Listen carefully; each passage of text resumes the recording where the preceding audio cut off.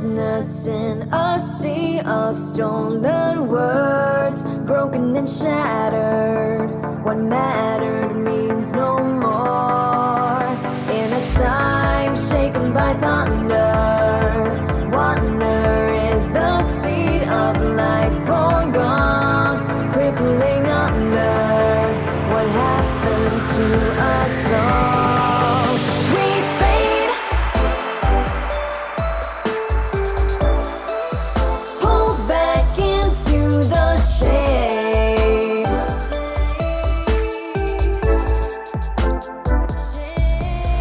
We fade, pulled back into the shade.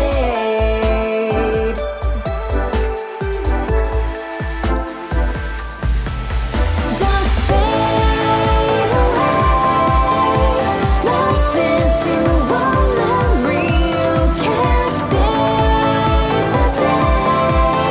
If only you had tried. Just fade away, locked into a memory. You can't save the day. If only you had tried. Across the ocean blue, a wave will rise, consuming all who walk through day and night. My heart is beating with the drums. The breath is coursing through my lungs again. Or is it just a trick of time? We're in a world taken by madness, sadness in a sea of stolen words, broken and shattered. What mattered means no more. In a tide breaking the silence, violence is the wage of life forlorn, fighting for triumph. What happened to us all? Just fade away, melt into a memory. You can't save the day. If only you had tried.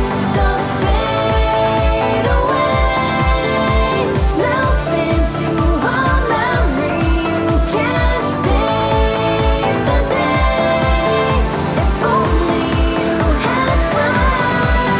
We fade, pulled back into the shade.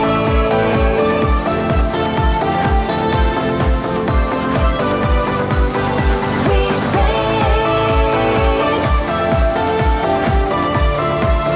pulled back into the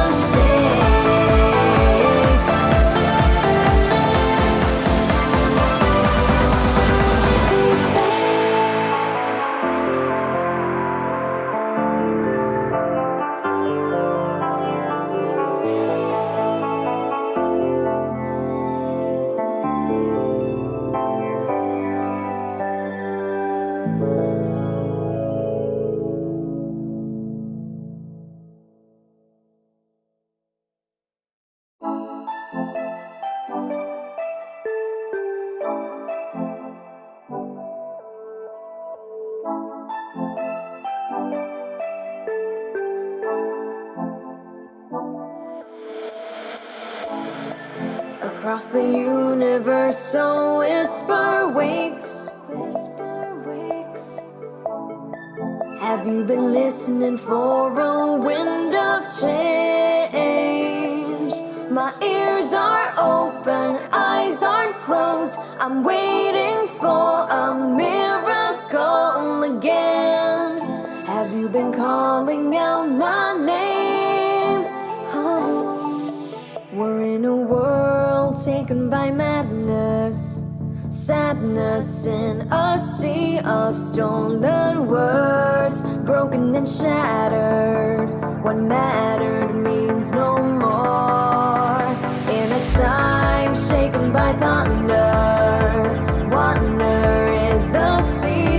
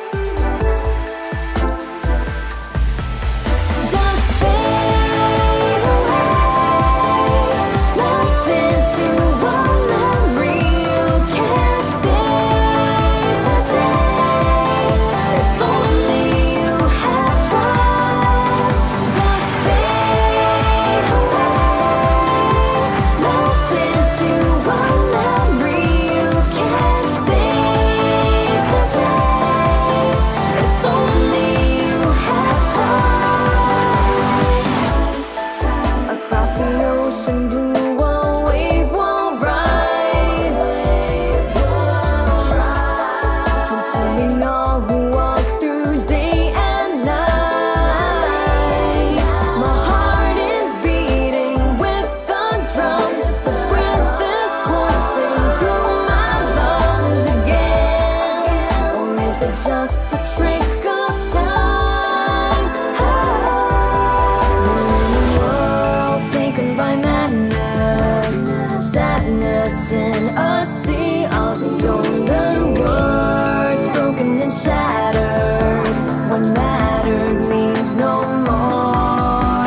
In a tide breaking the silence, violence is the wage of life forlorn, fighting for triumph.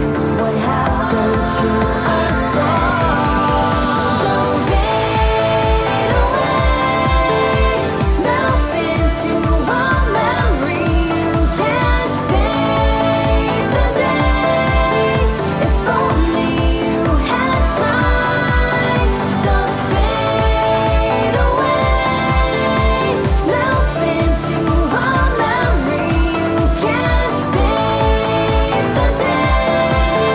If only you had tried. We fade,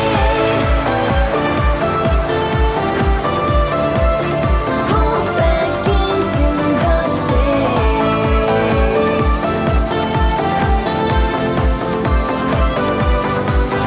We fade, pull back into the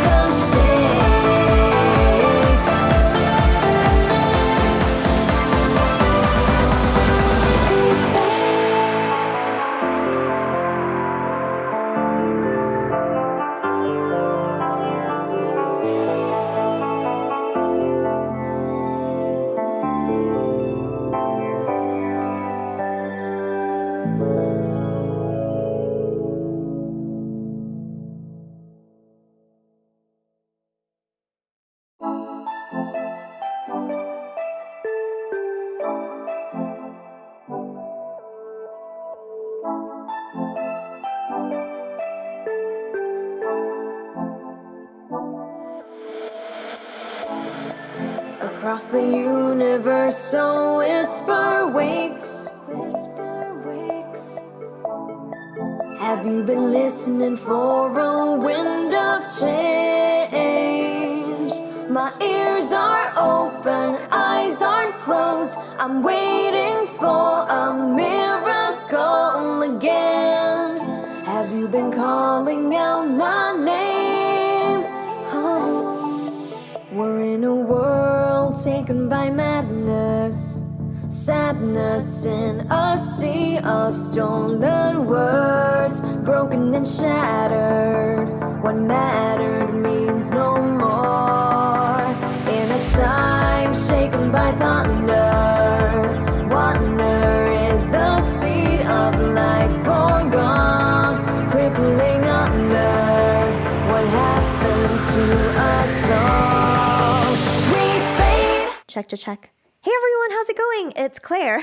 Thanks for your patience. We had a weird technical thing, but thank you also to Thomas who helped me out of it a little bit. For a second, I was at the stream and it told me that the stream had been deleted, but I was like, I'm at the stream. So, but here we are. Glad to see everyone. Thank you so much for being here. Gonna head over to the chat. Now I can finally see the chat, which is great. And wait, let me just move stuff up. Hey Max! And yay, Max! And Hank is here, Todd. Hey, great to see everyone. Jonathan, Scott. Ooh, Scott calling things out very fast. Let's also go ahead and if anyone else wants to throw out other kinds of things as well. I see the TWE throwing out supercell and ping pong delay. We may have to take some of those suggestions. So thanks everyone for throwing out your ideas. Although it's nice to give other people opportunities too, right? We wanted this to be a cool space where we can all hang out and share ideas. So if anyone does want to share ideas, and if you haven't had the opportunity to do so in previous streams, feel free to do that too. But also, before I forget, This is 343 TV, so welcome everyone, especially if you're tuning in for the very first time. My name's Claire, and I also go by dolltr, but when I'm teaching, I go by Claire, also for the other like professional stuff that I do, and that's because I keep my artist project kind of separate. But I love showing people tips and tricks about Ableton Live, which is what this stream is about. That's why it's called Tips and Tricks. Although we don't really say anything about Ableton Live in the title, but the logo of this stream, if you've seen it, kind of looks like the Ableton logo. But 343 TV is a daily programming series which we host every day at 1 p.m. Eastern Time in the United States. And you can tune in from anywhere, as we kind of see from everyone who's tuning in around the world. Thank you all for being here. But it's hosted by 343 Labs. We're a school that's based in New York City and in Berlin as well, and in the greater online space of the internet. And we teach a lot of topics related to electronic music, music technology, music production, writing, composition, arrangement, mixing, mastering, synth stuff. There's so many things. And if you want to check out our offerings, you can head over to 343labs.com. I know a number of the folks who have tuned into our streams and are a part of our online community have also been coming to our classes and workshops. So thank you all for your continuous support. We really appreciate it. And we hope that you stay tuned for all of the other streams. Like I mentioned, every day at 1 p.m. I just host the Monday show, but that's it. And sometimes I host like a couple of other things too, like the New York Ableton user group.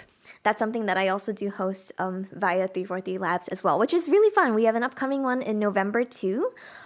Still confirming the presenters, but we always have really great lineups, and it's always a pleasure to hear from the community about how different people are using Ableton Live and Push and any other kind of Ableton product in their work. So if you want to find out more about that, you can head over to 343labs.com/events.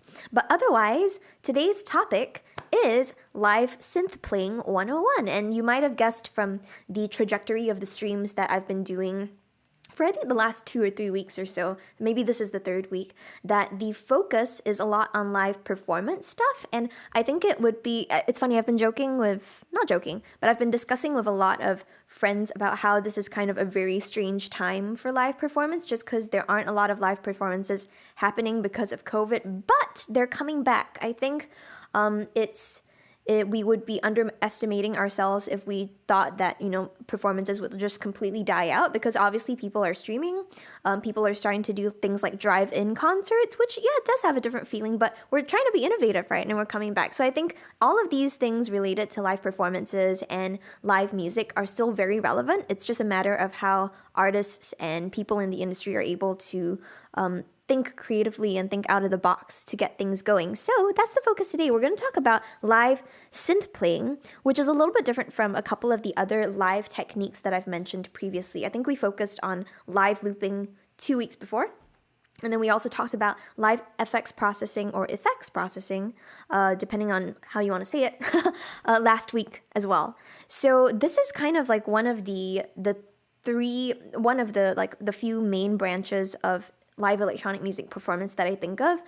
Perhaps it's the most straightforward one, although I do think live effects processing is also a really great one too. But maybe this is kind of like a good bridge for a lot of folks who are starting to get into electronic music performance but come from the background of doing something like keyboards or playing like a real instrument, like maybe the piano or some other kind of controller, like if you play a wind controller, if you play the sax like Max, maybe you have like an EWI or some other kind of wind controller that could be really conducive for live synth playing. The idea of live synth playing, I like to think about it as, or if electronic drums also, that's a great one too.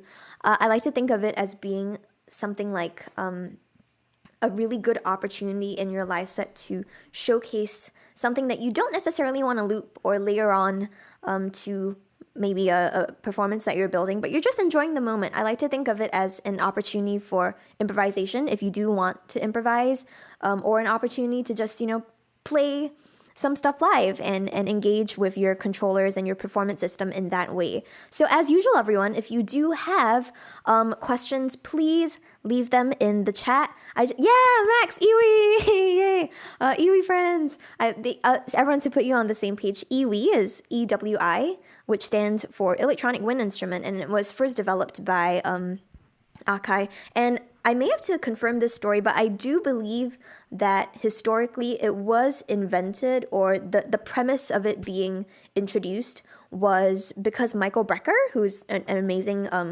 wind player and sax player, at the time, I believe he was unfortunately not super good in health, so his throat muscles, I believe, were deteriorating slightly, or they were weakening, but because of that, he worked with Akai or some developers to develop the EV. And then you kind of get some offshoots of that, like the EV, like the electronic valve instrument for like trumpeters and other valved instruments too.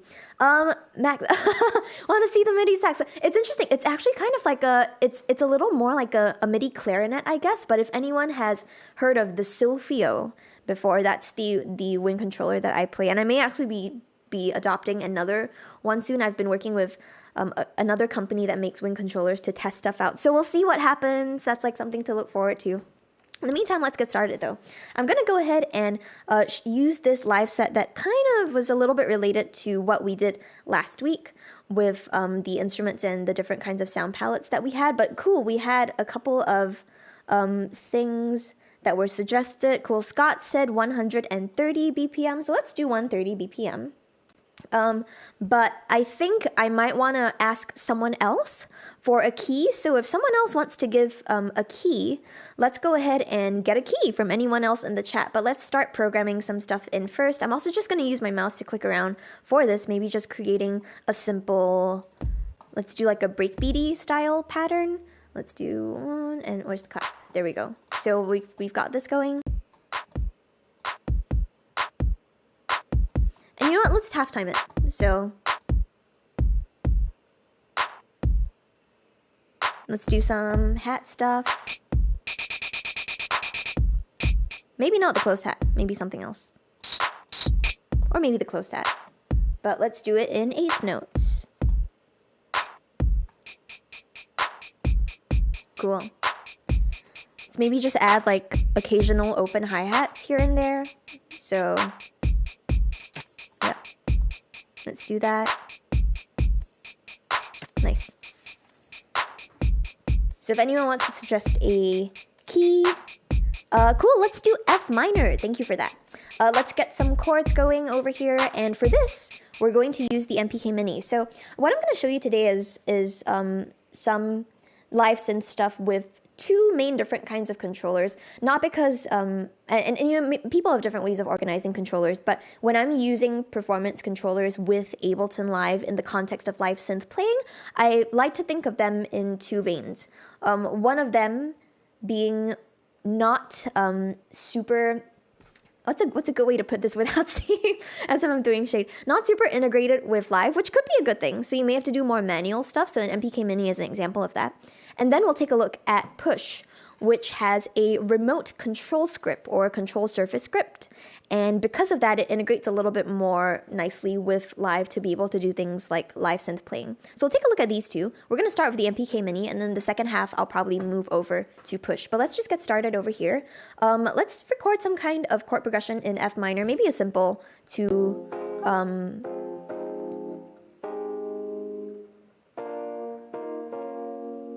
yeah, let's do like a 3-chord thing, maybe, or 4 chords, since 4 chords are popular. Cool. Let's record 1, 2, 3, 4.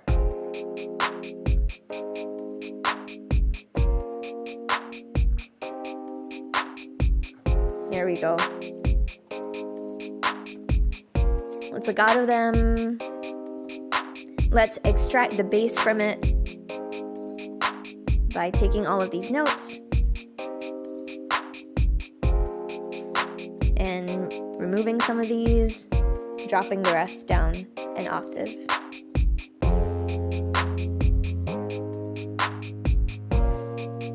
Great, so we got some kind of basic drums, got the bass, got the Rhodes going, and now we need some synths. So I will take a couple of suggestions from the early chat. I saw that TWD, I think, had a suggestion for like a super saw. So let's have a super saw, but if anyone has suggestions for different kinds of synths that maybe you would want to play live. So think about your live set. Like if anyone plays live electronic music, which I know that we do have a couple of folks in the chat who do that. Think about what you want to play live and what sounds might be good to play live. Maybe as a lead synth or other kinds of things. But let's start with something saw-ish. So I'm going to head over here into the browser on the left-hand side of Live, and let's take a look in the sounds category. Let's look in the synth lead category and see if we can find some kind of saw. So I think, 10 saws lead. That sounds like a very descriptive name. Cool. So we got 10 saws lead. I'm going to go ahead and rename this lead saw so that we can keep organized. Cool. Lori, I do hope I'm pronouncing your name correctly. I apologize if I'm not. Cool. Some kind of sine thing. Let's see if we can look for a sine. I do actually have one of my favorite sine leads over here. Great. So we've got this. And for now, I'm going to start by putting them onto separate tracks. I'm going to kind of demonstrate a couple of ways that you can organize the live stuff that you're playing.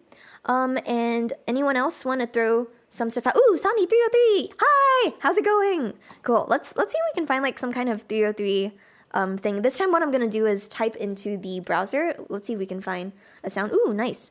Vintage. Vintage-based stuff. Ooh, this one's kind of like automatically going on its own. I think it might be some kind of, let's see. Let's see what this sounds like. Nice. It's already got like an arpeggiator chord thing in it. So maybe we can use it. Let's see. We may have to swap a couple of things as well. Oh, yay! That's great. I'm glad I pronounced your name correct, Laura. Thank you. So we've got this 303 thing. Maybe we'll use it for like some textural kinds of things.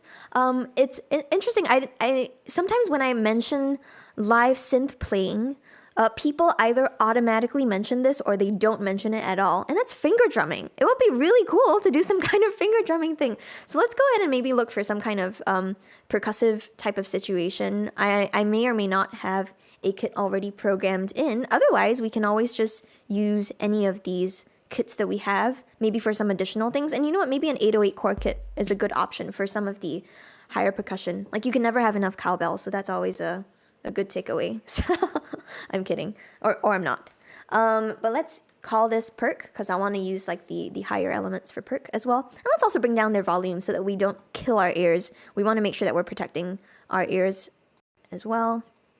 Cool. So one thing that you might have seen me do immediately, which might even, kind of go over our heads a little bit, is that at any point in time, if we want to play something in live, it's important for us to have that track able to do so, have that MIDI track, that synth track up and running and prepared to receive MIDI data. So there's a couple of ways that we can do this. My personal preference, and I'll explain why for a number of reasons, is to use something called the arm function. So whenever you're arming a track, usually that means you are clicking on the track's arm recording button, which is this little box with a circle right at the bottom of the track and the bottom of the channel strip. And if you have that lit up in red, you're going to be able to play whatever is on that track. So you just saw me do this by testing out the sounds. So this is what the 303 sounds like. This is what our percussion-y things sound like now. Got some stuff over there. We've got a lead sign. Nice. And then we've got our saw. Okay. Nice. So we got all of these different kinds of options. We are now aware of all of the different colors that we're working with. And that's maybe one thing that we immediately want to take care of. So what if I wanted to play all of these sounds at some stage in my live performance? I would then need to be able to connect them to my controller and find some way to arm each of them at the same time. So let's go ahead and head over into MIDI mapping mode. That's going to be on the top right of Live. Whenever you press the MIDI button or that MIDI block, it's going to activate MIDI mapping mode. And things that you can MIDI map are going to show up in blue. So what I'm going to do first also is just delete all of these. These MIDI mappings that you just saw on the left-hand side were from last week. So let's start clean. And instead of mapping specific functions like on, off, 100% dry wet, which we talked about last week. So you can check out last week's stream if you're not sure what I'm talking about. Let's map directly the arm buttons. So I have 4 tracks that I want to play live: my lead saw, my lead sine, my 303, and my percussion. Let's map each of these to one of the pads that I have up here on the MPK Mini. And to be honest, you can do this on any controller. You could even do this with keys on your keyboard, but you would then just have to be careful because every time you press that key, you wouldn't actually be playing a note. You would be triggering some kind of MIDI mapping thing. But before I get too ahead of myself, let's go ahead and map each of these arm buttons. Again, all that I'm doing to do MIDI mapping is clicking on that lit up blue feature and then pressing whatever I want to map it to. We'll do the same thing here for the 303 and the perk. So now I'm going to exit out of MIDI mapping mode, and I can use these pads now to arm and unarm each of these tracks. Why is this important? It's important so that I can control the specific timbres that are actually coming through. If something is armed, I'm going to be able to play that. If I have 2 things armed, both of them are going to be heard at once. And this only happens if you have your preferences set up in a certain way. So check this out, everyone. Let's take a moment to do a little bit of a field trip and visit our preferences menu in Live. You're going to get there by pressing Command, comma, if you're on a Mac, or Control, comma, if you're on a PC. And I'm going to head over to the Record, Warp, and Launch tab. There's a section over here that says Record, and there's a sub parameter that's called exclusive. What this means when you're controlling the exclusive nature of a certain feature is that you will only have one thing happen at a time. So in this case, by default, usually Live will, if you haven't touched these settings before, Live usually has ARM exclusive on for both ARM and exclusive on, for both ARM and solo. So this means that when you arm a track, when you want to specifically arm it, you may only be able to do one at a time unless you press a certain keyboard shortcut, which I'll mention a little bit later, hopefully. So ARM. Usually I have that off so that I can arm multiple tracks at the same time and still be able to record their MIDI data separately, like and record them independently. Solo, if you turn solo exclusive on, then the solo button is going to behave a little bit more like how solo behaves in other DAWs, like in Logic, and I believe Pro Tools is also like this. You will be able to solo multiple tracks that you've selected. Otherwise, you can only solo one track at a time. But my personal preference is to always have ARM exclusive off so that I can arm multiple tracks, but I'll still keep solo on exclusive because sometimes, usually the way that I work when I want to solo something, I do want to only hear the one thing. So now that we've got that set up, let's exit out of here. And now we can see that I am able to play both the saw and sine leads at the same time. I could also potentially layer stuff on too. So if you remember, our 303 sound was a little bit different, right, from the other parts that we were listening to. But because of this, I can, if I want to, layer on different kinds of patterns. And I'm not sure about the 303. Let's go ahead and take a look at what exactly is happening with the chord stuff, actually. Oh, that's doing a bit of a strange major 7th thing. Let's make this happen. Yeah, cool. So we get the 5th and we get the octave. Okay, not too much on that. That was more of like maybe an instrument rack building sort of week, which was also a previous stream. So if you want to, you can go ahead and check that out too. But great, now we got all these options. I've also got my percussion stuff ready to go. Like some high congas and high cowbells, cymbals, that sort of thing over here. And I'm just going to pop over into the chat too. I just saw a couple of things. Yeah, thank you, Thomas, for putting the link in the chat. If anyone wants to enter our giveaway this week, please head over there to our chat. And please enter the giveaway. We have a 4-month subscription to Splice, which you will be able to enter for and be entered to win the giveaway at the end of the week. Laura, how did you get your MIDI mappings to stick? I keep MIDI mapping, but every time I open up Live again, I have to do it again. So a couple of things. Ableton is the company, Live is the software. Ableton Live is also the software. That's the full name of the software too. MIDI mappings to stick. So here's maybe something to consider. As far as MIDI mappings go, I don't believe that they are saved globally unless you save like a template version of it. So what I often do is that I have a set of MIDI mappings that I like a lot, and I save it just as a default live set. Or I don't save it as a default live set, but I save it to like a type of live set that I use as a template.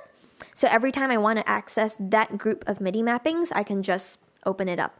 And it really depends on what your preference is too. For me, I actually wouldn't want my MIDI mappings to be saved for a lot of the things that I do. Just because of the way that I build live performances, I'm usually thinking about customizing it per the individual performance setup. So for me personally, it makes, for most of the work that I do, especially for clients, it makes less sense for me to be able to preserve my mappings. But otherwise, if you do want to preserve your mappings, then just saving it as a live set could be really useful too. Samuel, yeah, so that's exactly what I mentioned just now. Great. Cool. So we're all kind of on the same page. Great, so now I'm able to play these different things and I can easily switch between them while everything is going. So got the loop going.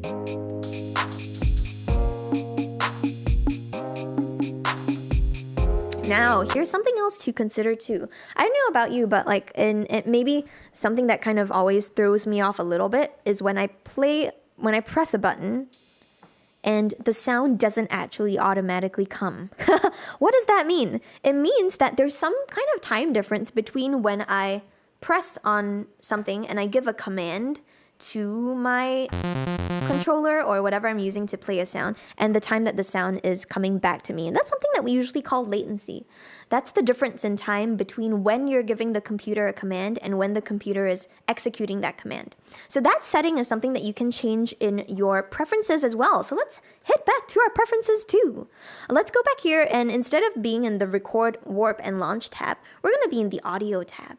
And in the audio tab, there is a section that's dedicated to latency, which is quite amazing. It's like, it's that important, which is why we should think about it. And usually, a lot of the time when I'm doing live performances, I've found that 128 samples is a pretty good place for latency. It's not too bad now, actually. You'll notice I'm on 256. But again, without stepping too far ahead, generally, the larger your buffer size, which is this parameter in the drop-down menu here, the more latency you're going to have. But because of that, your computer is also going to be able to do a little bit more processing without having the CPU freak out or putting too much stress on the CPU.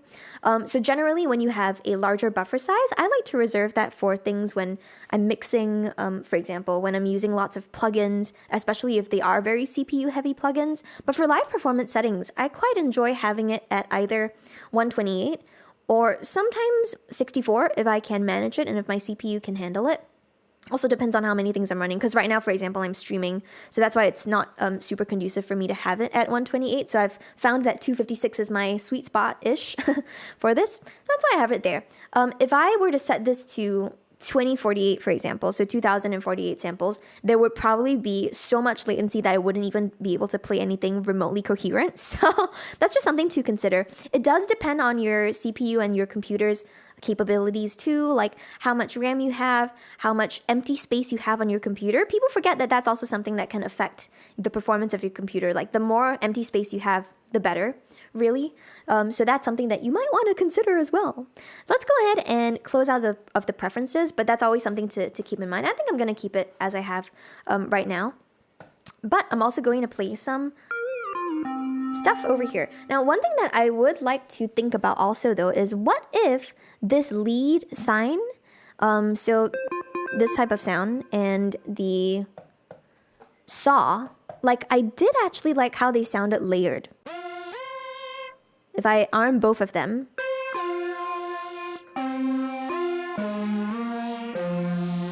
I like how that sounds.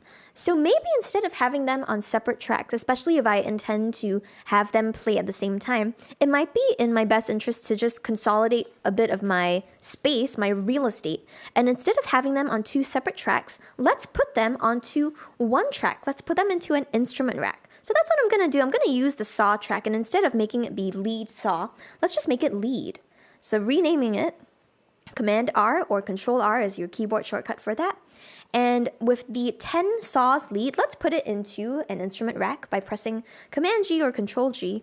That's going to put it into a group. Cool. So now you'll see that we have our 10 saws lead, but it's living inside this rack. It's kind of housed inside something.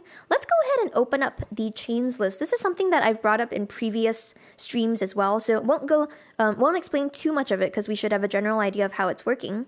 But if I wanted to bring this lead sine sound onto the overall lead track, all I would have to do is click on the sound, so click on a trying sign, and drag and hold so that I'm hovering over the main lead track, and then I can drop the instrument or sample over here. So now, there's nothing on this track. You'll see that we now just have a normal MIDI track here under the lead sine part. So I can unarm that, but my lead track overall is going to house both of those synths at the same time, which is really great. And now I can delete that extra track. So goodbye to the lead sine track. Thank you for your service. Let's go ahead and head back into the lead track now, the single lead track that we have. And for lead synth playing, one thing that I also like to keep in mind is just the general overall mix of stuff. There will be different considerations depending on what kind of synth sound you are playing live, but for a lot of lead sounds, they tend to lie in the higher ranges for me when I do a lot of lead playing. So for that purpose, what I'm going to do is head over to the audio effects category, and just to clean things up, I'm going to put two devices on it, an EQ and a compressor. And this is, just a general rule of thumb that I have found pretty effective. A lot of people will have different approaches to this, but let's go ahead and put an EQ on this first. And I want to kind of think about the range in which I might be playing this instrument. So I'm going to go ahead and play all of the other sounds as well and experiment with what range could be good for this. So here we go. Let's make the other parts louder too.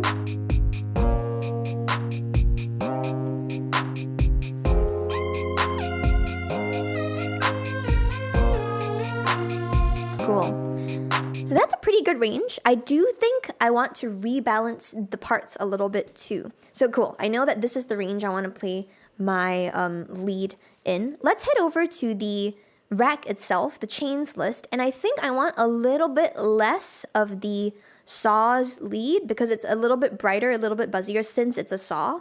Let's go ahead and bring this down maybe a couple of decibels.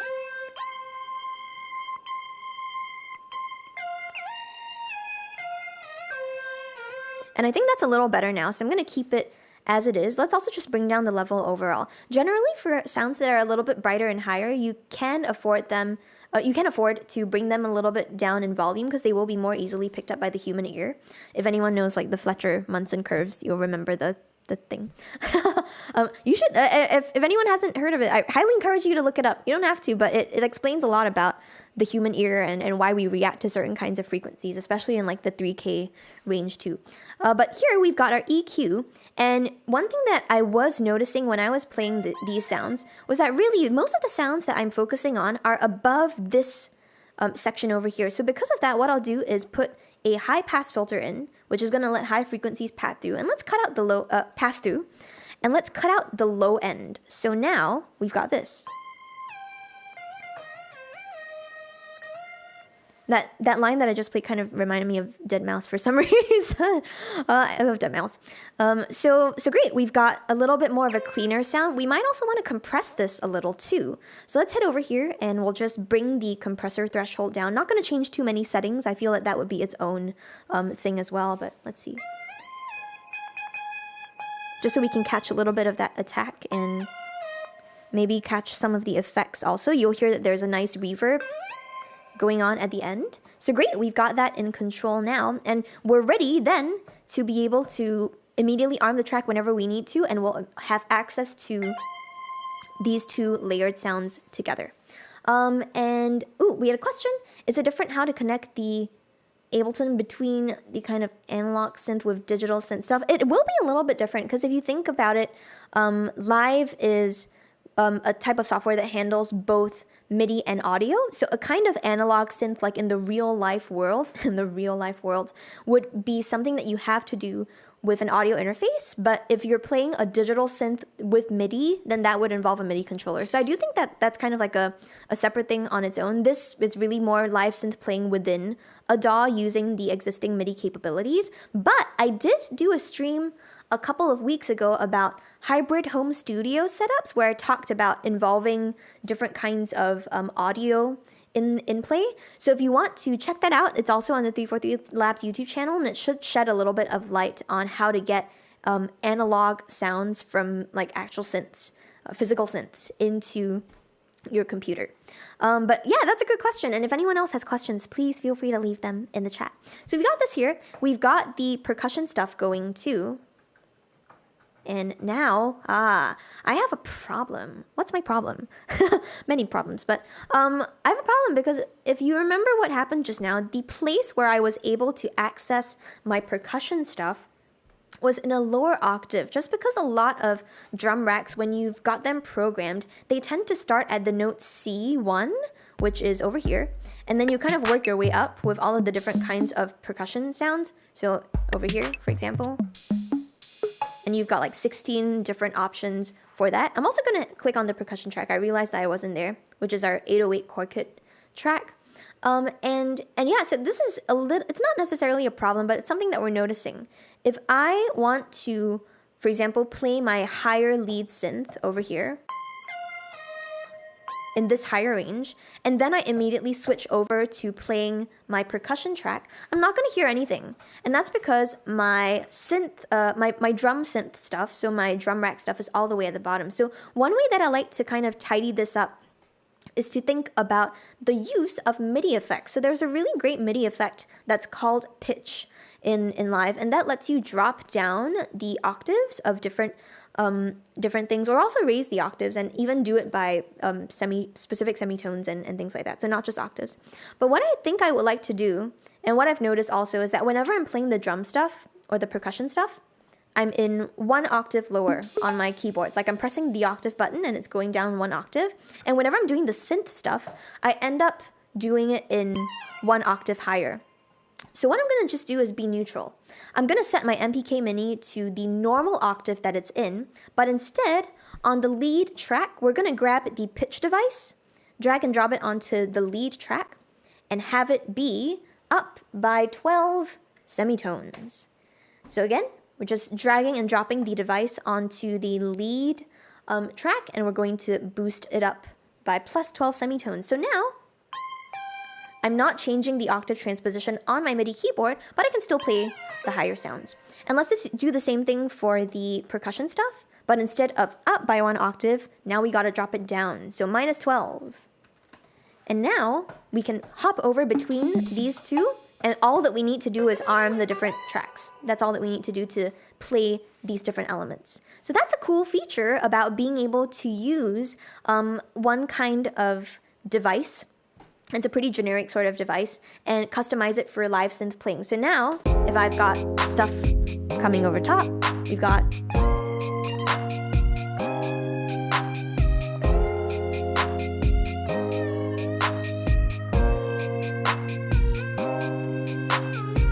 and then maybe I'm done with that synth solo. Let's pop over to the percussion things.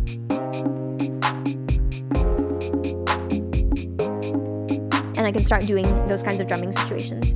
But yeah, that's a really great, fast way of being able to do this. Figuring out what exactly you're going to play live, and then being as organized as you can to create the easiest way for you to switch between things that you're going to play live. Because in a live performance, you're going to be doing 50,000 things, and 50,000 things are going to be on your mind. So you kind of want to create a clear path for yourself where, yes, you are being able to control different kinds of elements, but you also have the agency to be free and not focus on controlling too many things. So being able to prepare, I think that's a really important part of this too. Rio, have you ever tried OP Synth? I'm not sure what you're talking about. If you're talking about the OP series by Teenage Engineering, I have tried both the OP1 and Z. And they've been really great. They've also been a little bit out of my budget for now, so I haven't purchased them, but I think they're really great if you do have the budget to do that. Jonathan, would it be possible to have a separate MIDI controller dedicated to drums? Yes, absolutely. You can have you can have as many MIDI controllers as you want connected to live at the same time. I think that the limit of that is how much you as a performer can handle. So that's something that you can also think about too.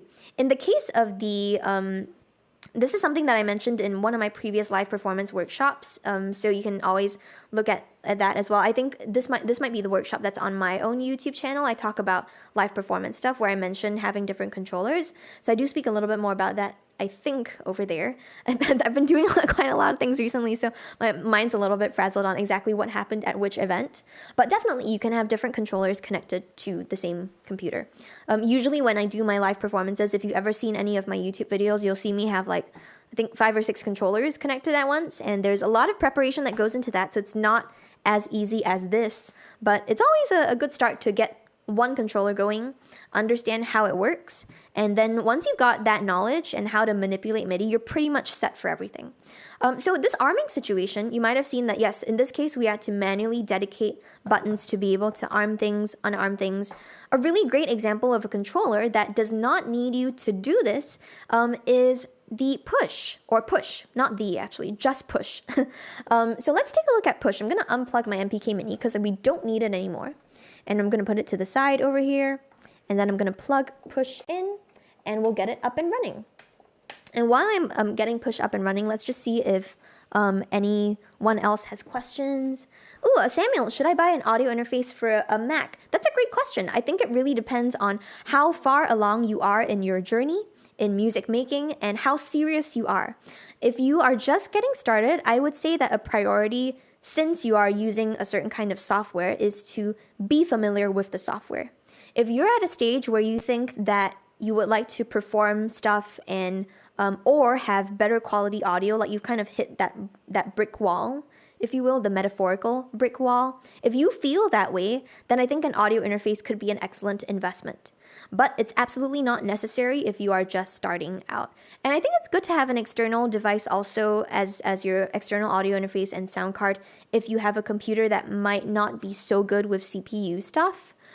So that could be an option as well. So I think it's really up to you. You might have to think about it a little bit more. I think it doesn't matter if it's for Mac or PC. That's a piece of a suggestion or some thoughts that I would give to pretty much anyone who is thinking about getting serious about music production. I think PC users will also have the same dilemma at some point. But now I wanted to illustrate that since I've got push plugged in, you might have noticed something immediately happened. First of all, I see that now I've got this 8x8 box that's hovering over the session view interface in Live itself. And this is something that will pop up for any kind of controller that has a control surface script. So again, we're going to head back over into preferences and we're going to take a look at what exactly this means. This is something that you'll find in the link MIDI tab, but there are a couple of types of controllers that will have scripts that let you integrate a little bit more deeply with Live. Push is one of them. Some other ones that I use very frequently that you might see over here are things like the Launchpad. The Archive Force is also a really great one. I've been working with that quite a lot too as of late. A few other ones that might have control scripts are the APC40, for example, or the APC Mini series. Those are really great too. But what those mean, what that means is that you'll be able to get deeper control of session view. So for example, on Push now, if I head over to session view, if I click on this session button, I can actually launch and stop the clips from here. Cool. And that's not something I want to focus on, so we don't actually need to see that too much. What I do want to focus on is how, when I'm selecting different tracks, now we're seeing that I don't actually have to arm these tracks manually, but when I've selected the tracks, they are automatically being armed. So because of that, instead of lighting up in a darker, more solid kind of red, the arm buttons are lighting up in this like light pink, which means that it's automatically being armed upon selection. So I won't have to manually arm anything now. I can just head over there and play whatever I want to play directly from Push once I've selected a certain option. And then over here, I can, whoops, if my wrist doesn't start automatically looping things for me, I can also play the percussion-y things from here too. So that's something that you might want to think about if you say are, using Push. You wouldn't necessarily need to manually map anything. You'd just be able to get it there on selection, which is a really neat feature about Push. But that said, this is different though, because you can't play multiple tracks at once. Like if you want to layer sounds or if you want to put on different kinds of controllers, you wouldn't necessarily be able to do that very easily. You would have to do a little bit more programming underneath the hood to be able to separate that out. But no, I love using Push for this manner. And I think this also relates a little bit to the idea of when you build a performance, nothing really exists in a vacuum. You're thinking about not just the songs that you're performing, not just the sounds that you're playing, but broadly, you're thinking about what kind of experience am I creating and what tools do I have to construct that. And I think that kind of relates to what I do a lot professionally as a live experience designer. And maybe I'll write a book someday about it. I don't know. I feel like sometimes I think about my approaches and I realize that actually I have thought about a lot of things for a long time, but I haven't had the opportunity to like write it down. So maybe I'll write like a Claire's Guide to Live Performance Design or Live Experience Design or whatever that is in the future. If you think that would be interesting, let me know. But I don't know. Pedagogically, I think it might be kind of cool to think about. And even just Push stuff, because I do have an approach at this point to like the way that I think about Push and all the different shapes and the ways that you can use it. So maybe that's a course in the making or some kind of book in the making. And I like writing too. And as you can see, I do a lot of word vomit stuff for like philosophical things. But yeah, cool. And the great part about Push also, which we don't necessarily have with a more standard or generic type of MIDI controller, is that we can have more freedom with adding variation to existing kinds of material that we have. So remember that drums clip that we programmed right at the beginning? Now, if I want to, I can even do live synth playing on top of the existing drum clip. And again, this is not overdubbing, but it's playing with the existing sounds. So here's our drums clip. Let's play it. I can add on additional layers by just playing stuff. So, for example, there's like a stab sort of thing here. I've got another hi-hat. So I can start adding on these different kinds of elements too.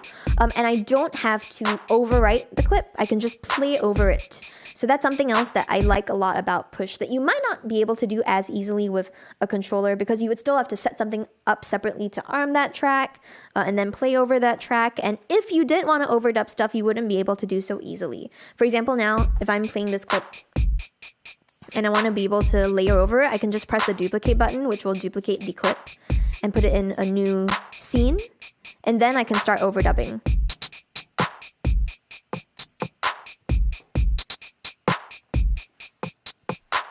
And it's that easy. And I still have my original drum clip, which is the simple one, but I can switch over to the more difficult one.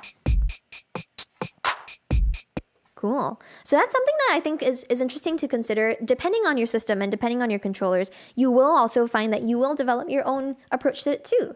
So this is just an introduction to maybe a couple of considerations when you might be getting started with live synth playing. I think it's always important to think about also what you truly want to do and want to try to do without always copying other people. Like, it's cool to take other people as a reference. Like I take inspiration from so many people's live performances too, but I think it's also cool to develop your own style for things that you would have an inclination to want to play. For example, there are times where instead of playing lead stuff, like if the average person or if my normal instinct would be to play some kind of lead synth thing, like in F minor in this case, right? So we're up there in F minor. Instead of doing that, maybe I want to grab my wind controller instead and use that for the lead sound. So that's an instance of the controller playing a part in shaping the performance. So that's one of those examples. And yeah, maybe that's an opportunity for iwi for anyone who plays like iwi stuff as well. So Rio, how about looking at the questions now in the chat? So I'm taking a moment to do some final Q&A. I do know that we're almost in our last few minutes of the stream as well. So yay, coffee. How about Novation synth? So again, Novation has many synths that they've created, so I'm not super sure which one you mean. It's great to be as specific as you can. And in this case, I will also mention that the Novation products, you must be careful if it's a synth or if it's a MIDI controller or if it's both, because there's all those different kinds of options too. I use Alesis until now. Alesis has really great keyboard controllers too, so I love using keyboard controllers from Alesis too. My drum pad controller is an Alesis sample pad, so I'm a big fan of it as well. I think it works really well. It's a good bang for the buck if you're looking at some kind of drum pad. Kind of mirrors a little bit of the Roland SPD functionality, although I have noticed that with the sample pad, sometimes you will get a little bit of crosstalk. But it happens quite randomly, so it's a little hard to control. But yeah, I love Alesis and I love Novation stuff too. Thanks, Jonathan. I think I might. It really depends on my bandwidth at this point. This particular last few months, I think of it in a semester because we do a lot of educational stuff, right? So this last semester, for the last couple of months, has been a little crazy. It's just, I've been doing a lot of new things with new places that I'm teaching at too. As some of you know this already as well, but I'm a professor at a couple of colleges too, so that's been ramping up a little. We're currently in midterm season, so I've been doing a lot of grading for my students who have been giving like really impressive work. So if anyone's been following me on Instagram, and actually a couple of you have seen this too, but on Instagram yesterday I did a grading live stream. So I didn't disclose any personal information from students, but I played the mixes from my students that have been in my courses and my classes. And really every time I listen to the work that comes in, I'm always so impressed and so inspired by the work that comes in from these students, because a lot of them also, when they first come into my class, a good number of them have not used any kind of DAW before, even if it's Logic or GarageBand, Ableton Live, any other thing. I teach a lot of like getting started with production classes, which I love, as well as a couple of more advanced live performance classes too. But I'm always super happy and invigorated when I see progress being made. I think that's always extraordinary to think about. So yay, grading! I love grading. Probably one of the only instructors and professors that you'll ever hear say that they enjoy grading that much. But no, Max, you're my reference. Like that fancy photo of you doing the push stuff that's on the Ableton Certified Trainers page is always like, wow, goals. Samuel, how much is a beginner realistic audio recording budget? To be honest, it really, really depends on you and what you can afford. I think for my first system, I don't necessarily have a price like off the top of my head that I would recommend, but I think when I was first starting to get to build my own system that I could use at home, and this was a good number of years ago at this point, so prices have definitely jacked up a little bit. I think I had like $100 keyboard, which I brought on Black Friday, which is this over here. It's the same one that I've been using. So big fan of the MPK Mini. It's stayed with me for years now. So this, which is like at the time was about like $100. And then my first audio interface was something by Focusrite, which was also like a Scarlett. So that was also about $100. And then I had these same headphones, which have lasted me also for years. I need to replace the ear pads though. They're getting a little bit cranky.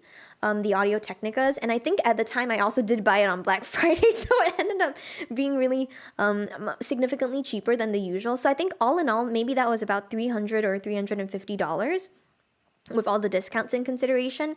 And I used that setup on its own for a long time before I considered upgrading. So that's hardware though.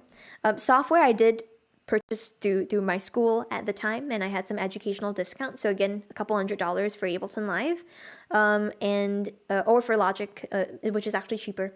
So yeah, I would say a couple $100. I think though, if I had to make a suggestion between controllers and controllers and an audio interface, I think my inclination would be to suggest getting some kind of controller, especially if you're interested in live performance. A controller is a good option to get used to physically, because I think there's a little bit more of a learning curve with a controller than just having an audio interface. Like an audio interface, you'll be able to hear the immediate, outcome of upgrading your audio capabilities, but a controller will take more time to get used to. So I think I would suggest a controller if you need to buy like a one thing. Rio is native instrument consists for hardware and software in itself.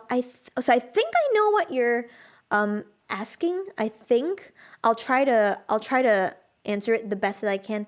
Some of the things that are created by native instruments have both integrated. So it really does depend. The answer is yes and no, and partial yes and no also. TWD, considering taking the Berklee keyboard method. Yeah, cool.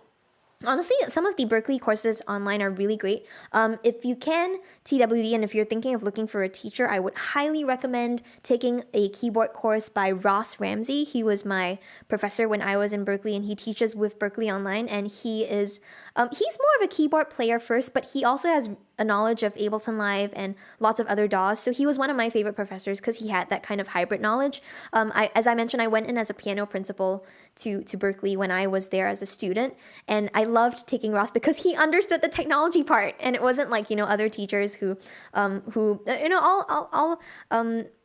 loved a lot of my other teachers in the piano department too, but most of them were just doing piano stuff, but Ross was always doing like super cool keyboard synth stuff, so I loved studying with him. Ross Ramsey is the name that you want to look out for.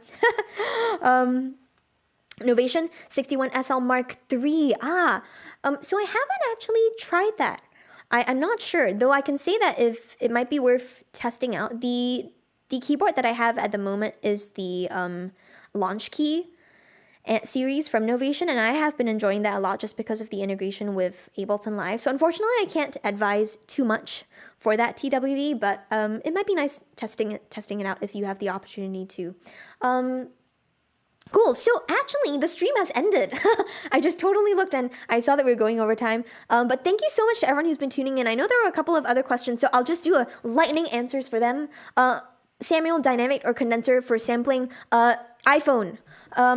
TWD. Yeah, cool. So you're answering Samuel. That's great. Samuel, I don't have a treated room other than carpet on the floor. iPhone. Totally. I highly encourage that. Or Android phone or whatever phone that you have. But thank you so much to everyone who's been tuning in. Please remember to enter the giveaway. And you can enter your information and you can learn any kinds of things that you want from our other streams. If you tune in for the next couple of days, Max has got a stream on Thursday for Theory Thursdays that you can tune into as well. And yeah, it's been really great to see everyone again. Thank you all so much for tuning in. Appreciate your patience with the technical difficulties that we've had for a little bit of this, but thank you to everyone. I hope to see you again next week too. This has been Claire or dolltr, and tomorrow we've got Tetro Talks with Adam Ivy. So see you then and see you next week. Bye.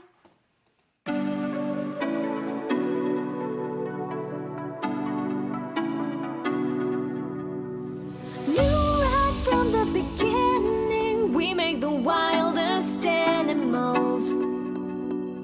New light comes and we're dimming. We bring the damage to the world.